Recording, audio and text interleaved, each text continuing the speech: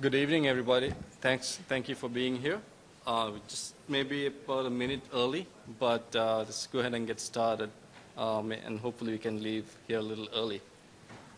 So this session is the BI Reboot at Coca-Cola, where we're driving sales with Tableau. My name is Chatur Manawadu, and I'm a delivery manager in IT. Our department is formally called Information Exploitation, which is, I guess, a formal word for business intelligence. When they also say delivery manager, just to make sure everyone's on the same page, it does not mean that I deliver Coca-Cola products to the outlets. It means I deliver BI solutions to our customers, who in this case actually happen to be the sales guys who actually deliver product to the outlets. So for my presentation today, I've broken down my slides to about 7 sections. Giving you an agenda. First going to talk about who we are, and then some of the challenges that we face in our BI landscape, and what we did in terms of a reboot, and then the outcome of that, which is actually going to be a hands-on demo. So I'm going to show the Tableau visualization that we came up with. And then we come back to the slides, talk a little bit about our approach and how we made it happen, and then what the future holds for us at Coca-Cola and Tableau. And then finally wrap it up with some questions and hopefully some answers. So who we are. Our mission is to refresh the world, inspire moments of optimism and happiness, create value, and make a difference wherever we operate. Globally, we are the world's largest beverage company with more than 3,500 products. Led by Coca-Cola, one of the world's most valuable brands, our global portfolio features over $16 billion brands, including Diet Coke, Fanta, Sprite, Coca-Cola Zero, Vitamin Water, Powerade, Minute Maid, Simply, Georgia, and Georgia. Globally, we are the #1 provider of sparkling beverages, ready-to-drink coffees, juices, and juice drinks.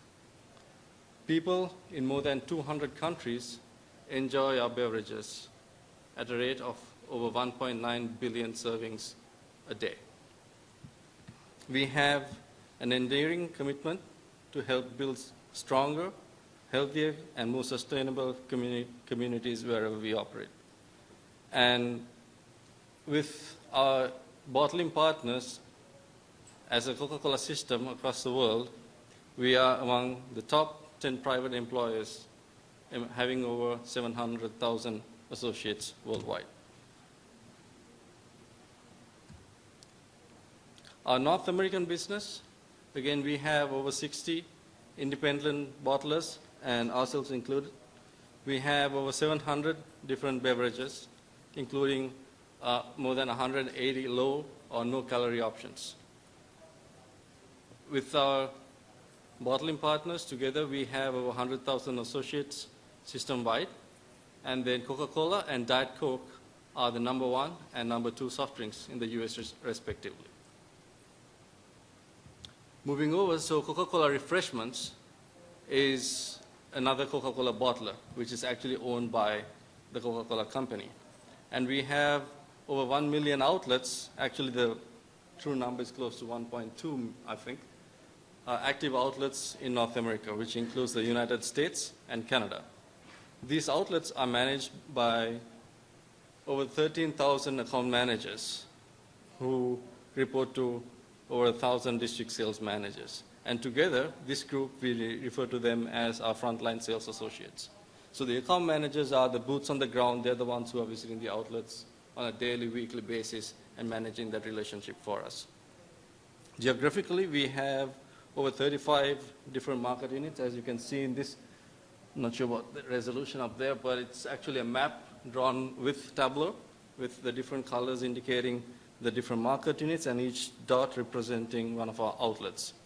So we have over 35 market units, and we have 4 regions, which we have very creatively named as East, West, Central, and Canada. So some of the challenges that we faced in our BI landscape. So this is all pre-Tableau. We have a lot of segmented data. We have legacy applications, and we have SAP, the ECC, and then we have Teradata, we have SAP BW, we have SQL Server, we have SQL Server Analysis Services that are IT-owned, and then we have SQL servers that are business-owned. So each one of these platforms connect to different tools, and each tool would behave differently. Let me just take one example. If you take SAP Business Objects, that suite has Web Intelligence, Analysis OLAP, Analysis Office, Excelsius, Crystal Reports. And each 5 of those tools can connect to different data sources. So of those, if you take just Web Intelligence, connected to SAP BW works one way. And if connected to Teradata, it works another way. So the users, from the business, don't really have an idea of what to expect when they open a report that we have. So there was a very inconsistent user experience, which was, to put it diplomatically, giving BI a bad rep.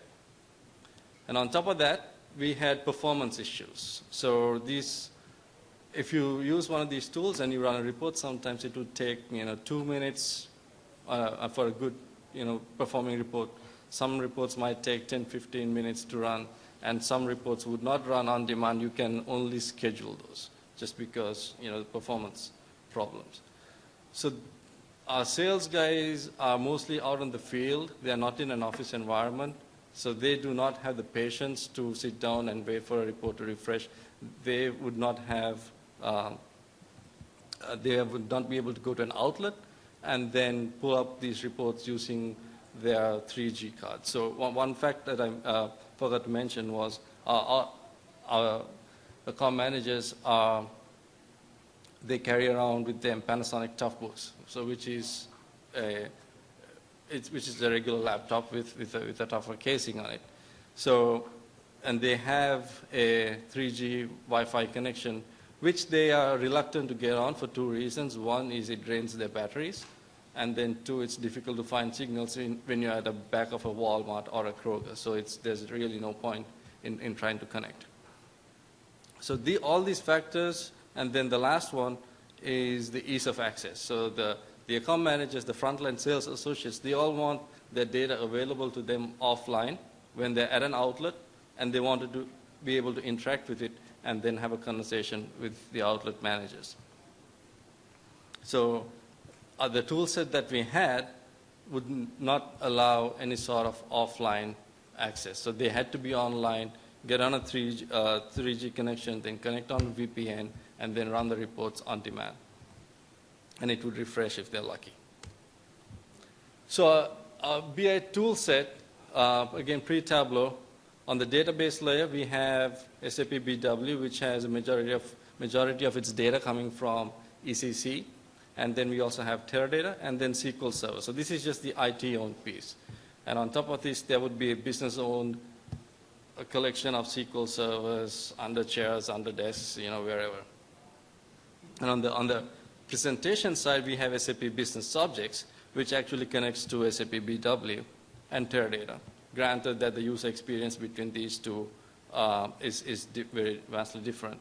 And then we tried connecting Business Objects to SQL Server Analysis Services. While it's technically possible, it was so bad we just stopped doing it altogether. And then we also have MicroStrategy, which is actually a very small footprint. We have a specialized set of users that only use MicroStrategy, and it's by no means an enterprise-wide deployment. And then we have Excel. So with SQL Server Analysis Services, we have data cubes, right? And then we put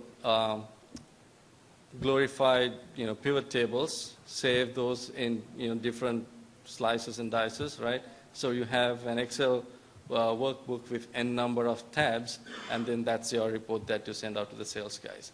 So of course it's a bunch of numbers, and some people, like if you're from accounting or you're finance, they love it, but the salespeople who are my main customers, they would not care for it.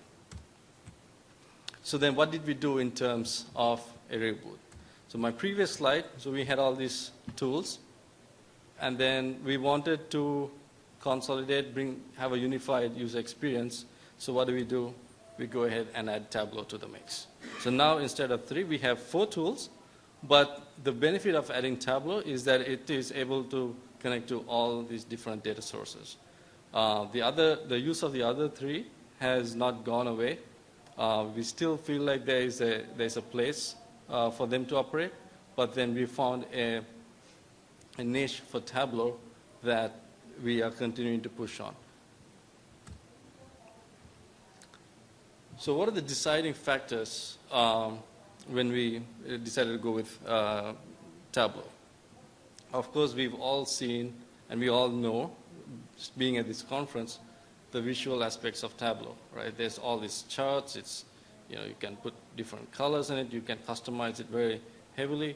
It's sexy, right? So that's what the sales guys want. It's nice. You can make something flashy, send it out, and they can take it to their customers and show it.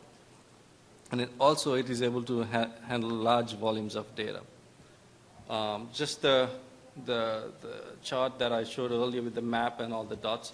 So we plotted 1.2 million outlets on that, connected directly to one of our data cubes, and that refreshed, I don't know, just a couple minutes. And that was when we were just proving out Tableau. And then combine that with the power of doing data extracts to the server, and then cutting off that live connection to the database, you're able to get a lot of performance boost that we were not able to gain with some of the other tools.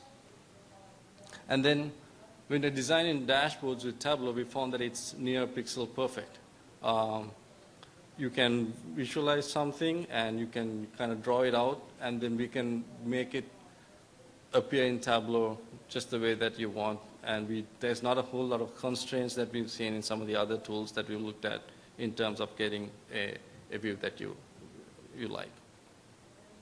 The intuitiveness of Tableau, and this was a big win for us actually. And this is like on 3 different fronts. So Tableau is intuitive to develop, it's intuitive to maintain in terms of a server deployment, and it's intuitive for the people to use. I've had our enterprise administrators come and tell me that this is the easiest tool that they've maintained, like in terms of maintaining the servers. And in terms of developing content, I have some slides later on. We had 0 experience in Tableau. We had not done any Tableau before. So when we started off a project to actually develop content, the guys who were my developers came from a business objects world. But we were able to achieve some really good visualizations in a very short amount of time with 0 prior knowledge and no training. So it was all on-the-job training, and that worked out just fine for us. And then on the users, so typically when you're in BI, you deploy a tool, you have like hours and hours of training and then refreshers, and you're having constantly answering people's questions. But with Tableau, what we found is if you design it properly, it's very intuitive for people to use. You have a drop-down, you select something, and it filters and clicks. They all work the way we are familiar with, whether you're like from a Windows world or like from your smartphones or what have you. And then again, the offline capability of doing packaged workbooks and being able to send that out to the field, and them being able to open it when they're at an outlet and then interacting with the data. So that combined with the reader, that was a big win for us as well. So those were the deciding factors. And we did evaluate some other tools as well, but at the end of the day, Tableau came out winning. So we first thought about getting Tableau last year. Not Tableau. We decided that we needed to have a new strategy in our BI space in around February 2013. And then we looked at a few tools. We conducted a proof of concept with Tableau. And then we created a project to develop some content and purchase servers. So this was all funded, initiated and funded by IT. So I think, just talking to many people here, I haven't come across a lot of people from IT, but I think we're one of the few companies where IT jumped on the bandwagon before even the business and said, okay, we need to bring this tool in-house and start using it. So actually IT sponsored a project to purchase the servers and come up with a new project to develop content. And then we completed development, we put the servers in place, and we actually did a pilot and launched the solution in December 2013. So from concept to deployment, it was just 11 months. I have some other tools that have taken longer to install the servers and come to a stabilized environment for people to actually work on. So the fact that we were able to achieve all this in 11 months, that was just unheard of for us in the BI world. So once we decided to, I'm sorry, what's the question?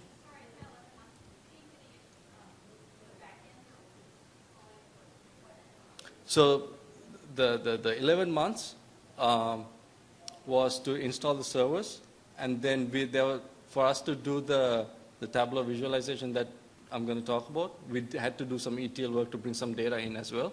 So all of that. So that development part was just 3 months, and I'm going to talk about that later. But a lot of the other times was like, okay, so when we purchase service, you need to work through procurement and legal and all that stuff. So and getting hardware. So a lot of the time was spent there.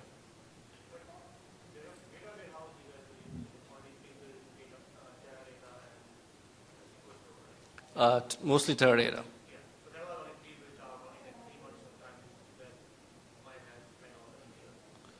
I'm sorry, repeat that question?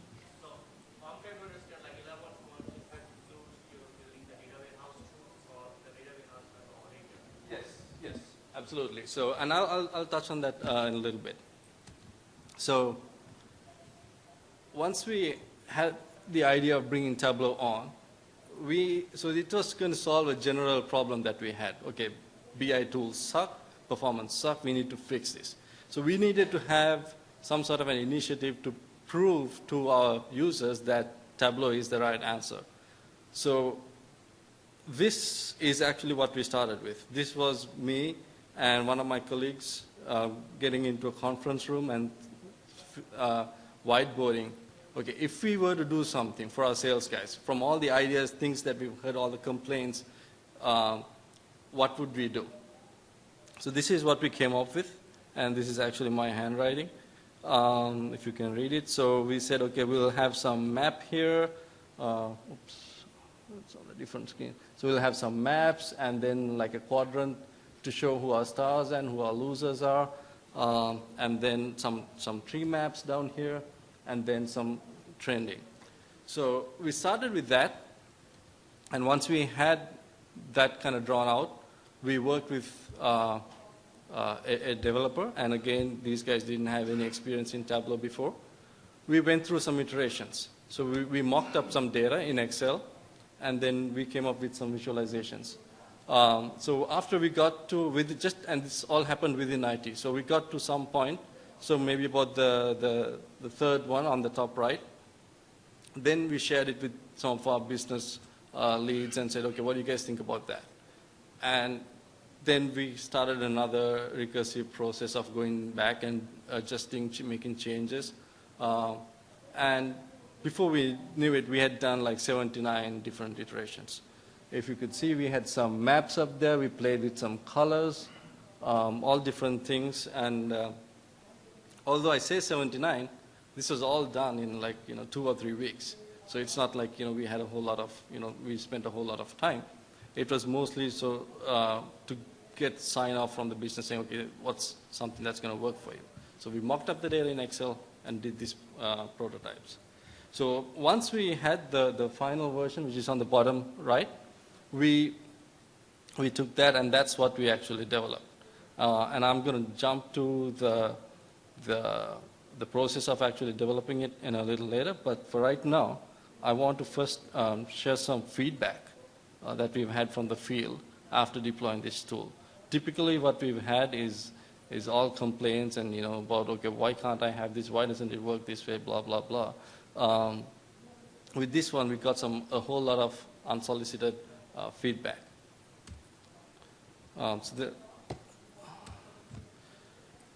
So I'm not going to read all of this. You can read some of them by yourselves. So people are talking about how their businesses improved and how their stores are doing. And the win here is that we were able to get 2 extra displays using this tool.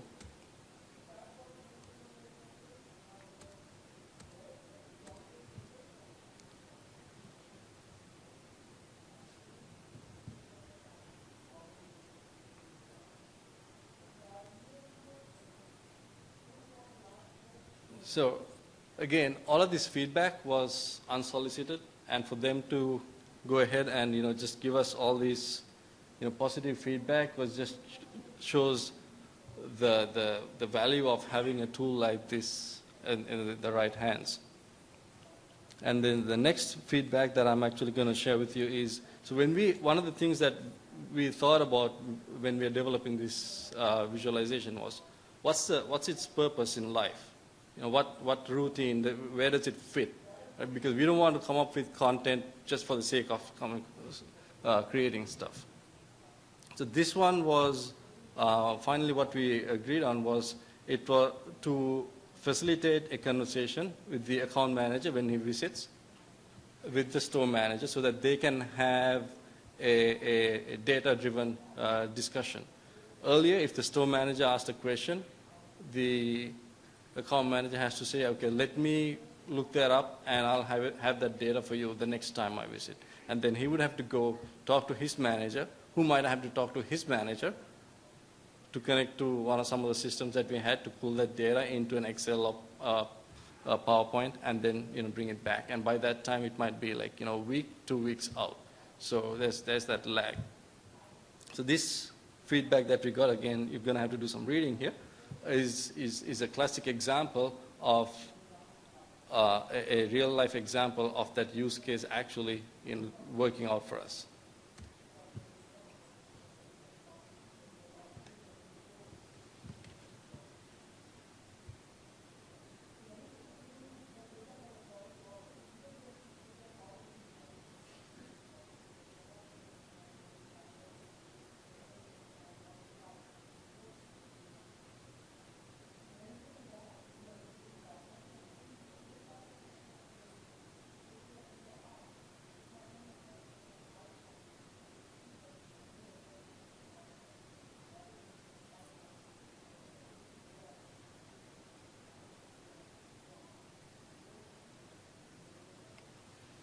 So think about what he said, where he had a very negative impression of the salesperson before. And he was able to turn that relationship, and he was able to build that relationship and actually get us some big wins for us in this account simply by using this tool. So it's a matter of putting the right data at the right place, the right people, and then they can pull whatever the levers that they have to do their jobs. And with that, let's see some Tableau in action.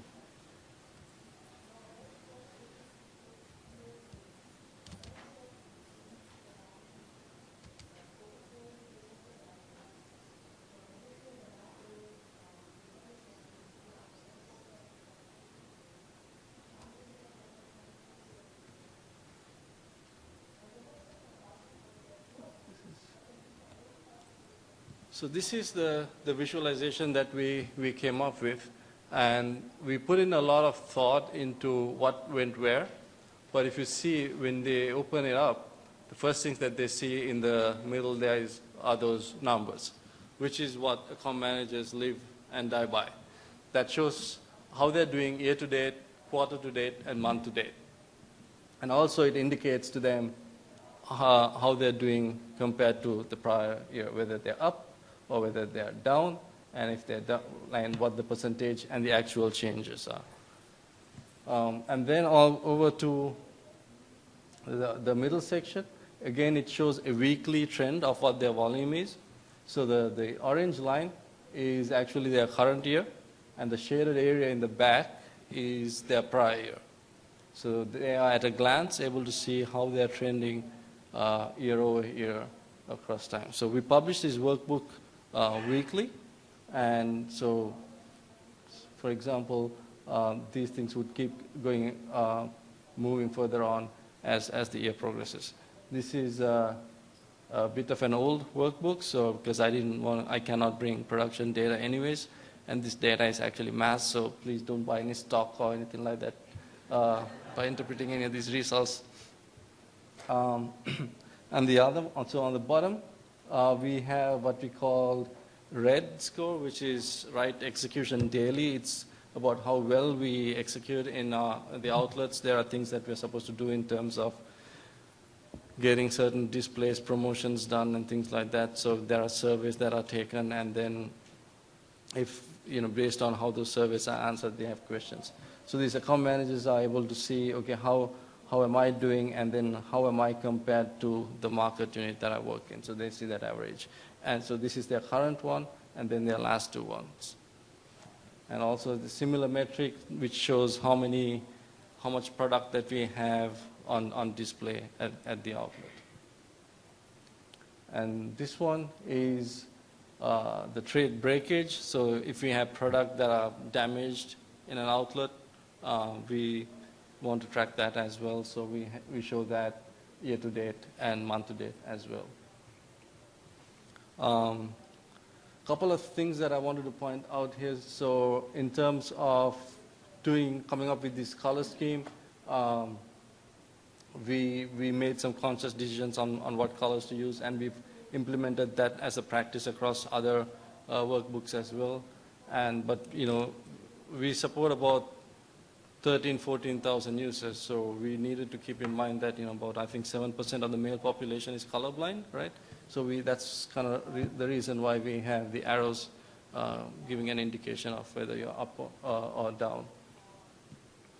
And once they have this workbook that is published, so they can drop down and select one of their account managers, or they can even do a multiple select and then hit apply, and it would update. And this happens offline. This is a packaged workbook that is pushed out, and then also they are able to see, if they want to pull up a specific outlet or a channel or a consumption type. So we have beverages that are immediate consumption, or like the bottles that you buy at the checkout aisle, or like future consumption. They can see breakouts of those as well. I'm sorry. Mm-hmm.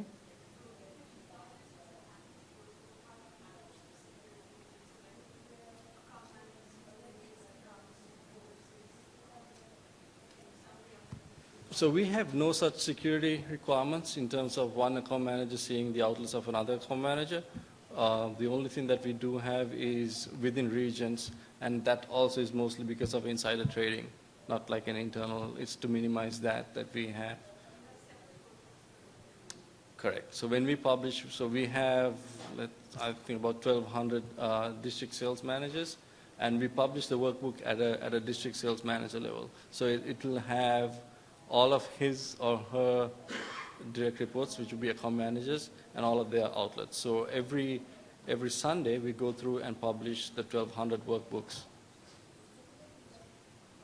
And then also here, you are able to see the packages. So for us, packages is like, okay, your 12 packs, your 24 packs, and what have you, and then your brands, and then you're able to click on any one of those, and then the graph would update to show how that particular brand package category has been performing year to date.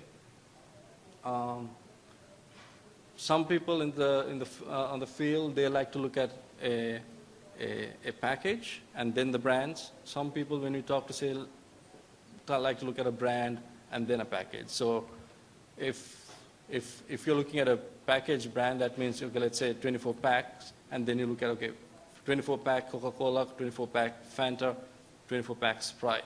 Or you might want to look at the other way and say, okay, show me all the package types for Coca-Cola. So if you want to swap this around, you can also go click here, and then how the chart shows is changed. It's actually swapped. So from here, you can select which are the brands that you want to look at, and then you can also select whichever the packages that you want to look at, and then that graph will be updated.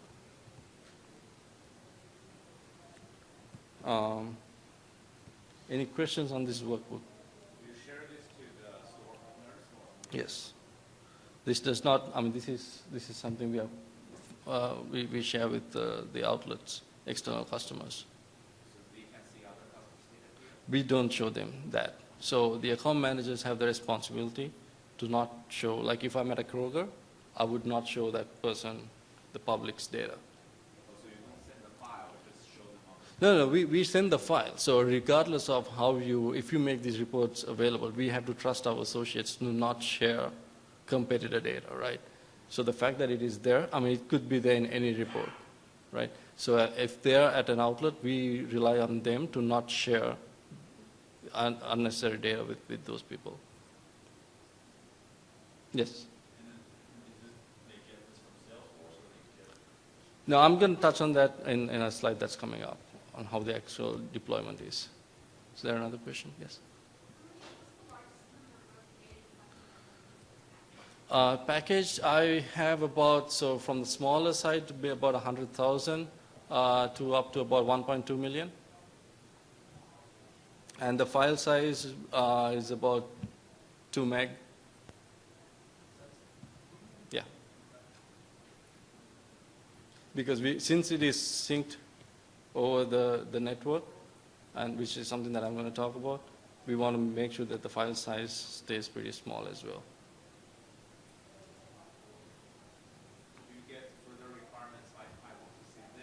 Of course. So this is the first iteration of it, right? So since then, there's been a lot of questions saying, "Hey, can I have this other addition, the other addition, and the other addition?" Not only the sales people, like we have other people from the business, right, who wants to say, "Okay, I need to send this to the account managers." So now what we've done is we put in a kind of a council saying, and that's led by the sales leadership, and they decide what goes in here and what's not. So it's as long as there's consensus to add, because mostly, I mean, it's not a problem for us. We can add anything, right? But we need to be cognizant of the file sizes, and we don't want to clutter it with too many things. Yes?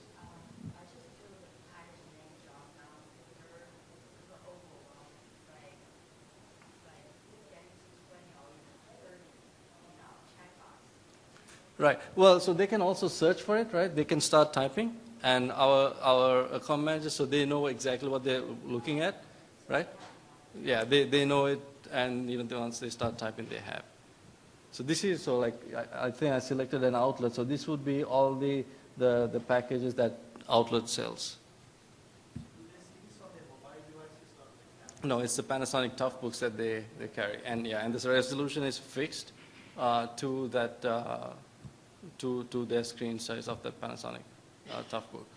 Because every single one of these things is a different component, and I think this has like about 15 components altogether. They have desktop licenses? No, they use Reader. So that was our answer to the offline capability. So they have Reader installed? Yes, we've done a silent push of that. Yes, in the back.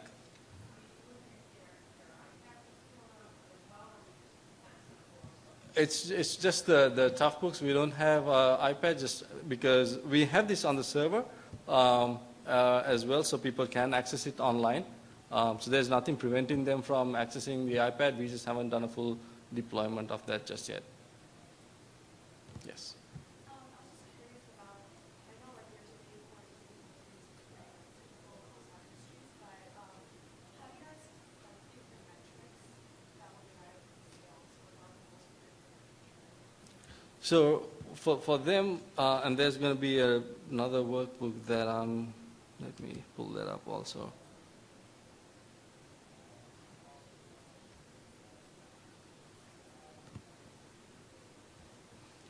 This would be a whole lot easier if I just duplicated my screen.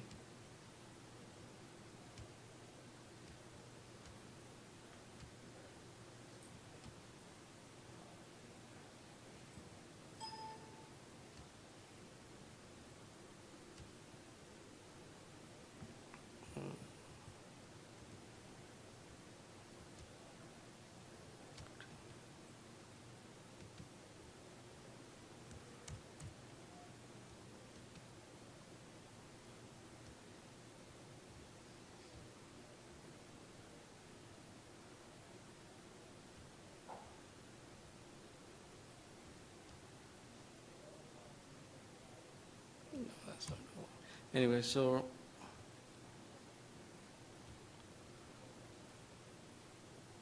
this is another workbook that we are right now just starting to pilot. So we have, again, this is not how much money we make. This is all mocked up data, so don't believe this. Again, we have the same look and feel we have in terms of the navigation. And on top of volume, you have how much money you make and how much breakage. And to answer your question, we have incentives. So the salespeople have an incentive target that they're supposed to meet for a quarter. And we are going to show them how they are tracking towards that goal. And then also we are showing outlet churn. So the outlets that haven't bought any product from us, we have broken those down into different aging categories and track that. And the new outlets that we have signed up for the year as well. In this one, so we finally managed to convince our users to think about tree maps. When we first started with Tableau, they found tree maps to be too complicated. They didn't want to think about it. But after working with the other dashboard, the My Outlet version, they've come across, they've been more receptive to this one. And in this one, they can choose how they want it plotted. So if I want to see my packages, let's say I want to see my brands, how my different brands are doing by different channels. So they can choose that. And they can also select what the box size is going to be, whether it is current year volume, or volume change versus prior year, or percentage change. So there's quite a bit of customization that they can do here to see and troubleshoot or figure out where some of the problems might be. So the benefit here is they know that, okay, there's a problem here with Diet Coke in small stores. So they can immediately start focusing on that one. What's your comparison filter? So I see it says heat map. So, yeah, sorry. So heat map, or you can do the detail when it's going to be back to the chart that you had before in the other dashboard. And then they can click, just because some people like to see that view. So you can click that, and then you can. And so we're piloting this, and this will be rolled out pretty soon as well. Yes? I'm sorry? Right. Compared to running reports for 2 minutes, 5 minutes, 15 minutes. Right. Yeah, I don't think it's taking 10 seconds, but generally I actually haven't had anyone complain about that one. I mean, even they understand that this is a lot of data when you bring things. I mean, you're not even talking outlet anymore, right? You're talking, this workbook is having close to 1 million. This particular one is probably even more than 1 million records. We haven't given that a whole, because it's not a problem that we've had so far. But I would venture to say anything longer than 10 seconds, I would have to start thinking about it. Is the workbook the same workbook at all, or scatter security, So the workbooks are published at a DSM, the District Sales Manager. So that workbook will have all of his direct reports and their outlets. and it's the same workbook that, so let's say I am one of you're a district sales manager and I'm one of your reports, right? I'm an account manager for you. And so I would get the workbook and you would get the same workbook and someone else in your team is going to get the same workbook. And we don't have any restrictions on salespeople seeing someone else's. In fact, we encourage it because we want some constructive competition going on there. About 1,200. So every Sunday we publish 1,200 workbooks. Yes. I'm going to get to that in just a minute.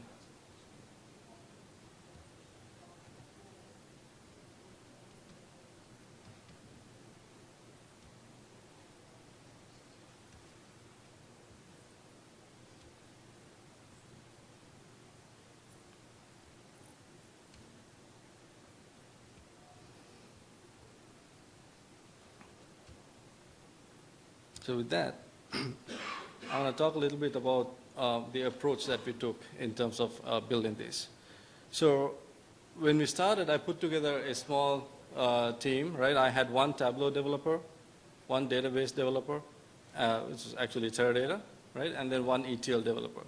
As an ETL tool, we use SAP Data Services. And we did get some help from other people in terms of visualization, best practices and concepts on how to use the right colors, what charts work best and things like that. And then also for the naming and logo design, because we did not want it to be called the Tableau dashboard. We wanted to give it a specific name and do some marketing around there. And the factors affecting timeline, the timeline I touched on this before. We did not have any experience with Tableau. When we started, like my Tableau developer did not even, know much about Tableau, until we had spoken to him about it. So, and then we downloaded trial copies, and that's how we got started until we, bought the licenses. And also, it was an iterative development process, right? So we had the iterative part for coming up with the different, the 79 prototypes, and then even for the ETL. There's constantly extracting data, putting it in the database, and then seeing if it was right. So one thing is all the metrics that we reported already had different reporting systems. So there were other reports that people could rely on. The issue was that those reports were not readily available to the salespeople. So when we did this, the only thing that we had to do in terms of testing and validation strategy was to make sure that whatever the numbers that we reported matched back to whatever that other system was reporting.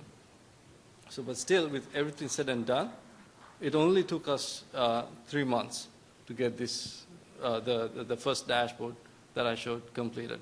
And that included learning Tableau, doing the ETL work to bring the data in, and doing the actual Tableau development, and then doing the testing. So after 3 months, we were ready for a pilot.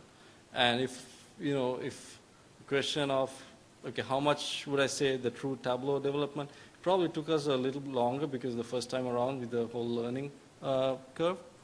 But now I would venture to say any Tableau dashboard we do in 3 weeks. As long as we have the data available, 3 weeks or less. So the development process, I call it an Agile waterfall, just because we took an Agile approach in terms of breaking down the components and putting everyone in a room and saying, okay, do it, but we did not have a formal Agile environment. Our enterprise standard for the development of software is waterfall.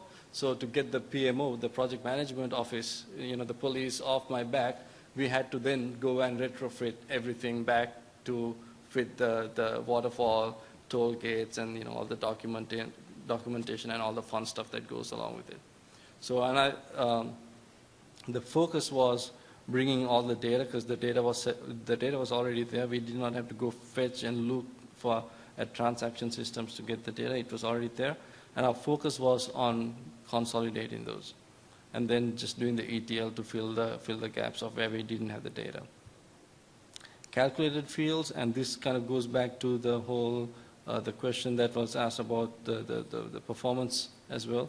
And then we also came into some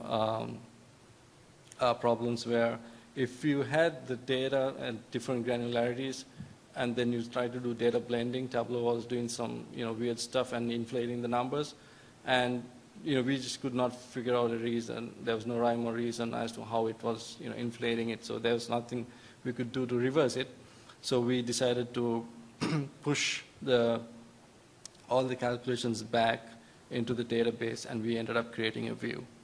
And then also we had to do some work around a Tableau API because so we had the servers in place. We have 4 servers with each server having 4 CPUs. But the server does not have any out-of-the-box features for publishing dashboards and posting it to any location. So we engaged with one of the Tableau partners and developed a custom Java app that actually goes through and then extracts the data, creates a TDE, and then creates a TWBX, the packaged workbook, and then actually places it on a network, which is then consumed by the downstream application, which feeds it to the sales associates. The testing and validation strategy, and I touched on this before as well, so as long as we map back to the applications that already reported on some of these KPIs, that's, we considered our job was done.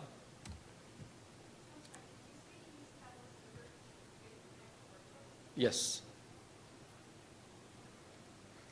With the custom app. So, The majority of your consumers, are they using the reader or are they using the server? it's right now I would say it's a combination of both. Most of our sales users, the frontline sales associates, just with the nature of their job, them being out in the field, they would use the reader and this workbook. And then we have users, other users like your leadership, the sales leadership and other departments of Coca-Cola that come onto the server. So we only do the offline because it's a pain for us to maintain as well.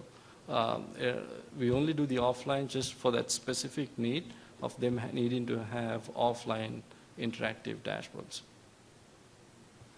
So in terms of our requirements phase, going back, we did not complete any documents. We had the mock-up that was done before, and then from that we worked on the prototypes. And once the prototype was finalized, we took a picture of that, said that's our requirement, and we did not end up writing through like 20-page document. And then in terms of design, so once we had the view, we were able to define, okay, what are all the data elements that we need to feed this view. And from that, we ended up defining the Teradata view that we were going to hit. And first, we went through the option of multiple views, but then because of the data blending problems that I touched on before, we ended up consolidating everything into one gigantic view with all the calculated fields and everything in it. And that view ended up being like 40 columns by nearly 370 million rows deep. So once the view was done, we broke that into smaller chunks of work, say, okay, based on the data. So if it is volume, okay, so we broke off the volume, and then the top level volume, and then by the brands, then by the packages, and then some of those other execution metrics, and then broke those off into smaller chunks, and then gave those to a developer to work on. So those were kind of like our agile sprint, saying, okay, this week 1, we would get this done, week 2, we would get this done. So the deployment methodology, so we have over 13,000, 14,000 users now, and it's deployed through an application called CAS, which is developed by Accenture. So that's what our salespeople use to manage their leads and their contact information. So it's kind of like Salesforce.com, but obviously from a different company. So we go through our publishing process, and I'll touch on that at the next slide, and then we put it to CAS, and then CAS makes the association of which user should be getting that specific file. Again, this is available offline with Tableau Reader, which we have pushed to the users. As far as adoption, typically in my experience, BI tools, you put it out there and then you need to keep reminding the users to come use it. But this one, when we were piloting it, everyone else got heard about it, like the rumor mill started, and we were getting calls saying, hey, when can I get, this one?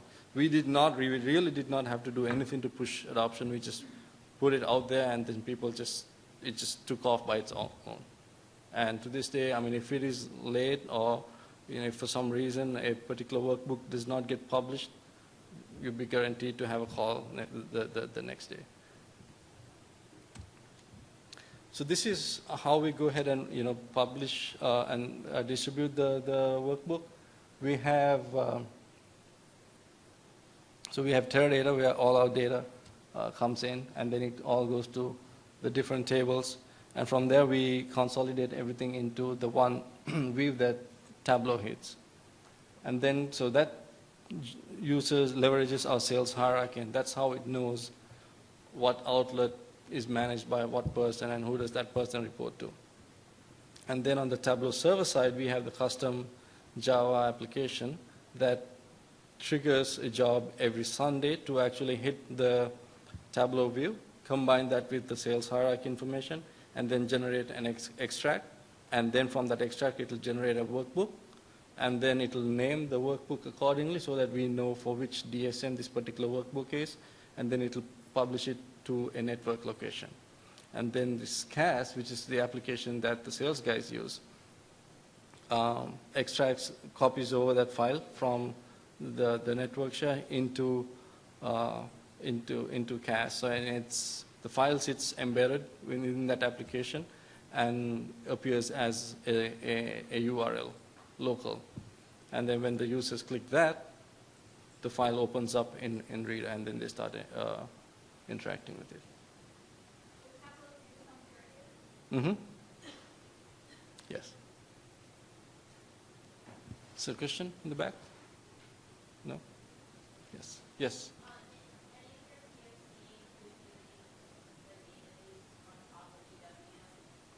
No. Just with our experience, we just did not want to go there. Yes. I'm sorry? Network area storage. So that's like a folder that sits in the network.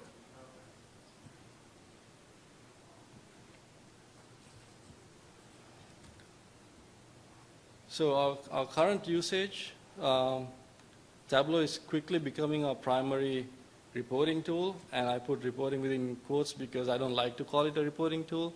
It's a visual analytics tool, but there's only so much change that people can handle at once. So I let them kind of use the reporting, the word. And then we also have a lot of business COEs embracing Tableau. So on top of the server investment that we've done, we bought I think about 300, 400 desktop licenses that we've given to our business users, and we've set them up with like departmental sites, Tableau sites, that people can, develop their own content, and they can publish it and they can maintain it on the server. And this goes back to one of the earlier things that I mentioned about the intuitiveness of Tableau, right? Comparing to a tool like Business Objects, the business users, you don't need to be a heavy IT hitter to be using Tableau. So they're loving it. They don't mind getting their hands dirty, and most of you guys are probably from the business anyway, so you know how easy it is to develop content. So we've had a lot of wins with our business folks, and also it has helped us kind of bring some of these people who have left IT back into the IT fold. So something that we've started doing is saying, okay, you don't really need a SQL server. We got Teradata, and we'll set up some space for you with a Teradata lab, we call it, and they can upload their own data, and they can play around in that area, and they can use our production data that we have in Teradata, of course in a read-only mode, right? And then they can do all their work. So at least we have some sort of visibility into what's being done, and we have our data secured and not sitting in some random SQL server. With that, I also, there's some cause for caution as well. One thing I certainly am, interested in making sure is that Tableau does not become a victim of its own success. Right? It has taken off so much, and we've gotten so much press within the company about Coca-Cola. I mean, I'll be doing a Tableau demonstration almost every week. And I've had people come and say, hey, can you migrate this business objects report to Tableau? No, you cannot do that, right? Because you cannot do you don't want to do a two-dimensional report in Tableau. That's just setting it up for failure. So my response is, okay, if you want to blow this up and start from scratch and come up with a proper visualization, then we can talk about it. But if not, let the report be. And if I have new requests, like most of the people are asking for Tableau visualizations. They ask for a Tableau report now. It's not like give me a report anymore. But again, if people are sometimes due to old habits, they're strict. Like they say, okay, no, but I want it in Tableau, but I want this columnar report. In that case, you still have like the other tools that you can go to. So with that, yes, question? Yeah, I know that you can request all the time, but for us, we generate report like every week. Just kind of reducing other team workload. If we provide them like template report as dashboard view, they can change the filters on a separate sheet. They can fill it out like for the time they want. So one dashboard can be used for the 20 departments. So it's still on this time. And I agree with you, but it's just that for me and for us, I think if all your report is having is a bunch of numbers, well then Tableau is why would you want to use Tableau? Use Excel, right? Use if you have business objects, use web intelligence, something like that, right? Because I think it's like putting a Ferrari and just going 20 miles per hour. Yes. What do you mean by Tableau Public? The cloud version? No, we actually did not consider that. So again, so the causes for concern is with all the adoption and all the demand that we have, we are looking to increase our server capacity, maybe double it next year. Make sure that we don't want people coming in and us putting content and then Tableau starting to slow down as well. So we want to get ahead of that and be proactive and make sure that our environment is properly sized. And then again, coming back to the appropriate usage, just make sure that we have some sort of a governance process. And then people just don't do crazy things with Tableau, trying to do things that it's not supposed to be doing. Some of the lessons learned, starting with the end in mind. It's always good to have a picture, and then also knowing what's the purpose of a dashboard. So right now, anything that we develop, something that we do, is just make sure that it's tied back to a sales routine. And we have an audience, and we know what levers that those people are, that they can pull, and then provide them the information necessary to make those decisions. And then prototyping, we've since moved away from doing prototypes in Tableau. We use a tool called iRise, where you can do high-fidelity simulations.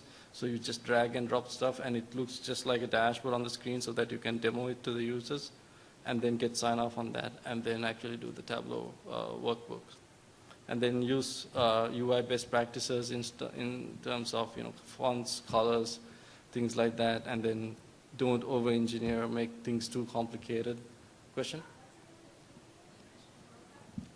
It's called iRise. And then giving it a name just so that when people refer to it, it's not like that random Tableau report, or it's like, or the volume reporting by year to date.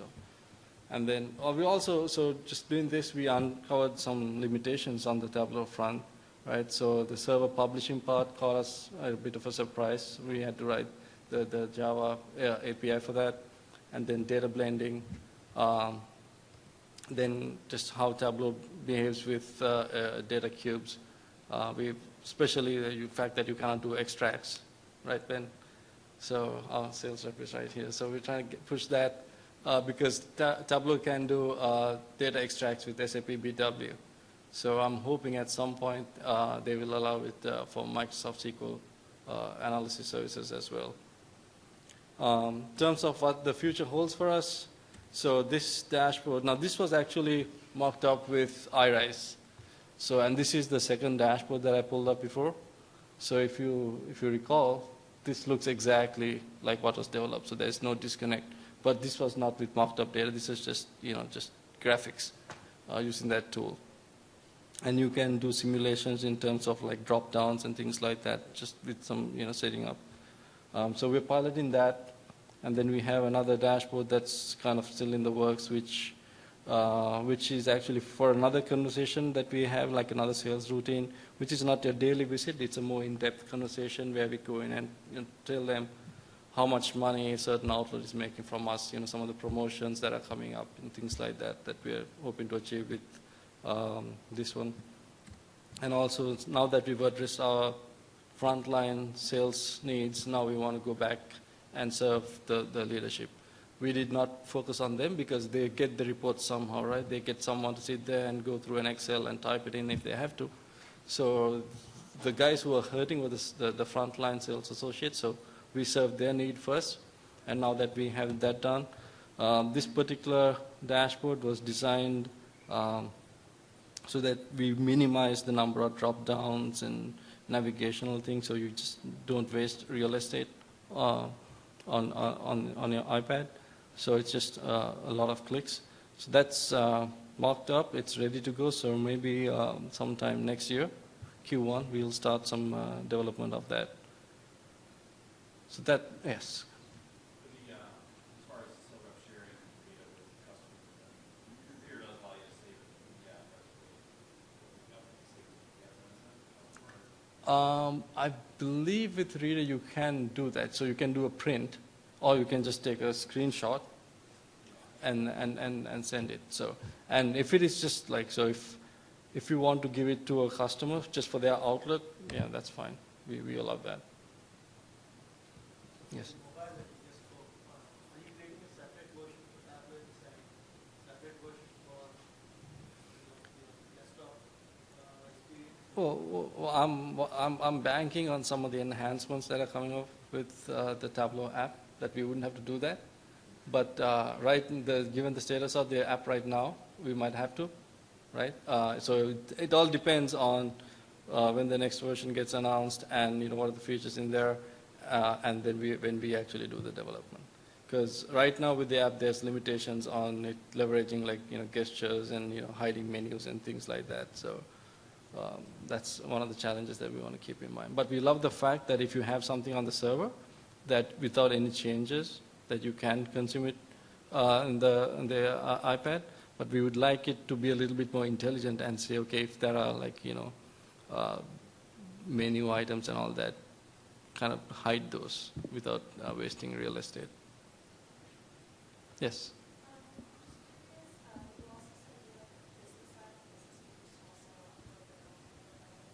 Correct.